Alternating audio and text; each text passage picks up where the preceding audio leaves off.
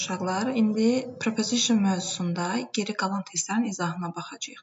Bundan əvvəlki testləri bundan öncəki videoda izləyə bilərsiniz, kanalda var. Deməli, gəlin başlayaq 68-ci testdən. Depend feili on sözünüsü ilə işlənir.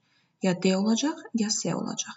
İkinci tərəfdə nəqliyyat vasitəsi verib. Əgər onun qarşısında hər hansı bir article, əvəzlik, yəni ümumilikdə bunlara determine deyirlər. Determine yoxdursa, biz by sözünüzü işlədəcəyik. Ona görə D variantı düz olur. 69. Visit sözü dediyi iki halda mümkündür. Əgər feildirsə, ondan sonra sözünü olmamalıdır. Əgər isimdirsə, sözünü ola bilər. Olmalıdır daha doğrusu. Left feili ilə isə iki hal mümkündür. Ya sözünü olmur, ya da for olur. Ona görə Y variantı düz olacaq məndə. 70-ci test. Ailə tərk etdi gecə. Getdilər gecə. Gecə getdilərsə at night deyirik biz buna. Düzdürmü? Və dan yeri söküləndə də biz yenə at down işlədirik. Hər ikisi ilə down veririk. Daha doğrusu at veririk. 71. Baxın, left feilindən sonra obyekt gəlib. Deməli, haranısa tərk etmək, harasa getmək deyirəm. Və bu zaman mən ya sözünü işlətməməliyəm, ya da for işlətməliyim. Ona görə ya B, ya Y düzgün olacaq. Gecə night verib deyə mən bilirəm ki, night ilə at işlədirəm. Ona görə B variantım düz olacaq. 72. Ask feilindən sonra isim, belə deyim də, kimdənsə soruşmaq deyirəmsə, obyektim gəlibdirsə, mən o zaman bu sözünü işlətmirəm.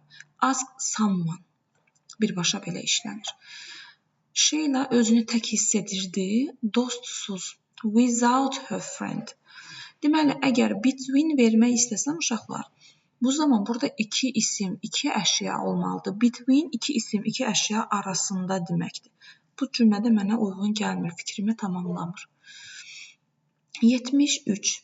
A large crowd of people. Mənə burada yiyəlik hal lazımdır, of sözünüzü ilə düzələn. İkincisi də istiqamət lazımdır. Kişilər tələsirdilər meydanına, to the square. Ona görə A olacaq. 74. What is the cheapest way of getting? Deməli, iki, belə deyim də, ünvan veribdir mənə. Bunlardan biri çıxış nöqtəsi olacaq, biri gediş nöqtəsi olacaq, istiqamət bildirəcək. Deyir ki, Londondan Edinburgha getməyin ən ucuz yolu hansıdır? Getting from London to Edinburgh.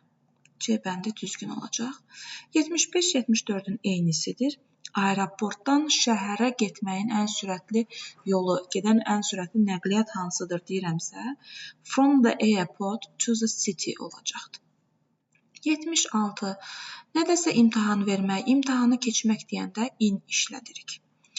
Nədəsə yaxşı olmaq deyəndə to be good at something. Davam edirik uşaqlar. Nədəsə yaxşı olmaq deyəndə to be very good at something or to be bad at something deyirdik. Buna görə də at olacaq. B variantı düzdür. 77. Nədəsə progresi olmaq, inkişaf etmək deyəndə in işlədirik. To make progress in English.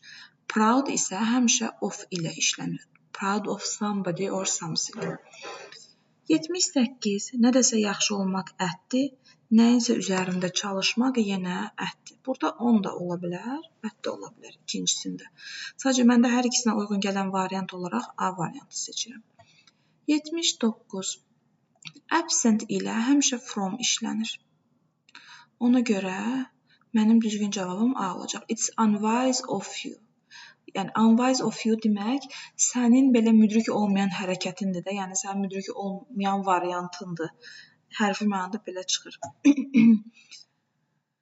80. Give feili ilə iki hal mümkündür uşaqlar. Əgər mən give something deyirəmsə, give something to someone, əgər kiməsə verdiyimi ikinci yerə qoyuramsa, bu zaman sözünü işlədirəm. Yox, kiməsə nəsə verirəm deyirəmsə, yəni kiməsəni birinci işlədirəmsə, bu zaman heç nə sözünü işlətmirəm.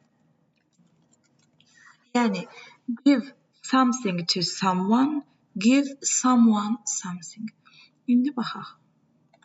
Burada give me deyir, yəni give someone deyir. Ona görə mən heç nə işlətməyəcəm. İkinci tərəfdə isə to işlədəcəm, çünki Don't give them to anybody else veribdir. 81. Dedik ki answer ilə iki hal mümkündür. Əgər answer isimlisə ondan sonra sözünü olmalıdır. Bu özü veribdir. İkinci answer feildir. Onlara cavab ver deyirəm. Feildən sonra isə sözünü işlətmirəm. Deyirəm ki, yerindən qalxmadan, burada da mənə dan lazımdır. Sualın cavablarını bilirsənsə, sualların cavablarını biləndə yerindən qalxmadan cavab ver. A variantı düz olacaq. 82. Help'dən sonra someone gəlirsə, bu zaman sözünü olmur. Help me. Dərslərimdə deyirəmsə, in my studies deyəcəm. Kompüter mənə dərslərimdə çoxlu kömək edir. 83. Əgər ay və gün verilibsə, onu işlədirəm. Okeanda isə in deyirəm. In the ocean, in the river, in the sea. 84.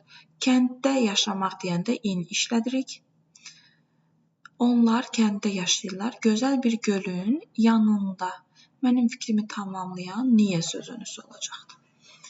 85. Baxın, ikinci hərfin nəqliyyat vasitəsi var. Önündə heç bir determinə yoxdur. Ona görə by işlədəcəm. Mən evə getdim dostum ilə with my friend by bus. 86. Dedik, askdan sonra someone, somebody işlədirsə, kimdənsə nəsə xahiş etmək deyirsənsə, kimdənsə, bu zaman heç bir sözünü işlətmirsən. Amma, about-u niyə sildim? Deyirəm ki, sən məndən istədiyin şey haqqında soruşa bilərsən. Burada mənə haqqında lazımdır. You may ask me about anything you like. 87. Əgər gün sözü varsa, on işlədirik. İkinci tərəfdə bir ifadə var, uşaqlar. On the way to somewhere. Harasa gedən yol deyəndə bu ifadə işlənir. On the way to somewhere. Burada da olacaq on the way to the park. Y variantı düzdür. 88. Qədim zamanlarda deyəndə in işlədirdim. Ölkədə deyəndə yenə in işlədirdim. In.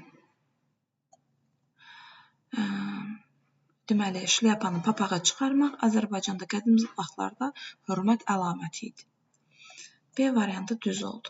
89. One of the women stole the research papers from the laboratory. Qadınlardan biri tədqiqat kağızlarını laboratoriyadan oğurladı. D variantı düz olacaq. 90. Dedik ki, əgər bir iş kimsə tərəfindən görülürsə by deyirik, nəyinsə vasitəsilə görülürsə with deyirik. These photos were taken by my friend with a mobile phone. Bu şəkillər mənim dostum tərəfindən telefon vasitəsilə çəkilibdir. Bir tərəfi by, bir tərəfi with, D bənd olacaq. 91.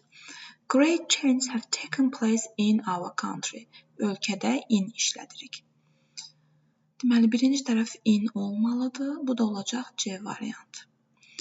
Biz bilirik ki, bitmiş zamanla since işlədirəm, düzdürmü? Since nə deməkdir? Bəri, 21-ci əsrin başlanğıcından bəri ölkəmizdə böyük dəyişikliklər baş verib. Əgər burada sadə zaman versəydi, took desəydi, mən in işlədəcəkdim. Tamam. 92. The officer was so angry that he asked me questions after questions without waiting for an answer. Deməli, wait ilə həmişə for işlənir. Deyirəm ki, officer, məmur o qədər əsəbi idi ki, məndən sual ardınca sual soruşdu. Bir cavab gözləmədən. Wait ilə həmişə for işlənir. Gözləmədən sız, susuz, burada mənim işimə yarayacaq və sual ardınca sual deyəndə after, yəni sonra işlədəcəm. 93.